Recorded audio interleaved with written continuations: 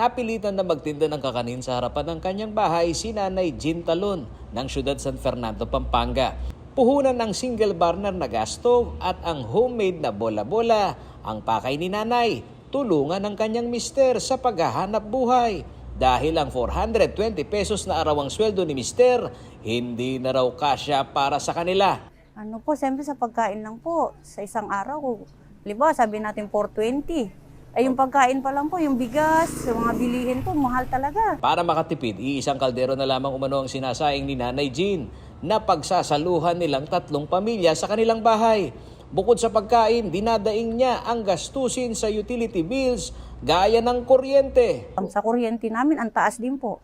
Opo. Tapos yung tubig, Magkano mataas. po ang kuryente natin? Yung kuryente po kasi namin, 3 po kasi kami naghahati.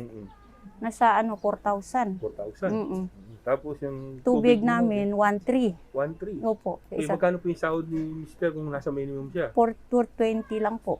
Sumasalamin ang daing ni Nanay Jean sa 3% average inflation rate simula sa buwan ng Enero ngayong taon ayon sa Philippine Statistics Authority o PSA.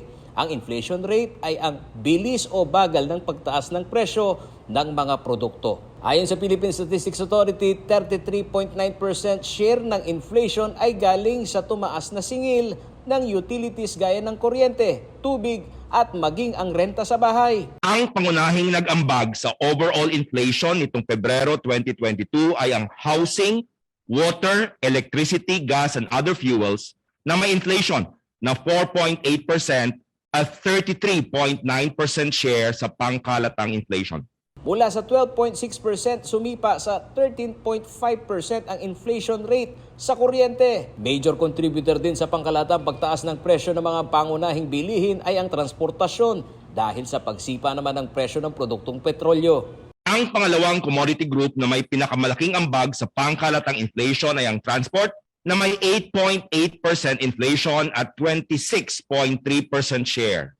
Ang mga pangunahing nag-ambag sa inflation ng transport ay ang mga sumusunod. Gasoline na may 32.1% inflation, diesel na may 46.4% inflation, at other passenger transport by road tulad ng tricycle na Naitala naman sa Central Visayas ang pinakamataas na inflation rate outside Metro Manila.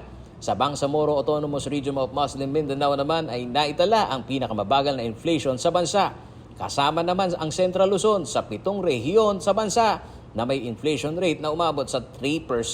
Bigas, mais at harina ang nagpa-accelerate umano sa inflation sa mga rehiyon na nasa labas ng National Capital Region.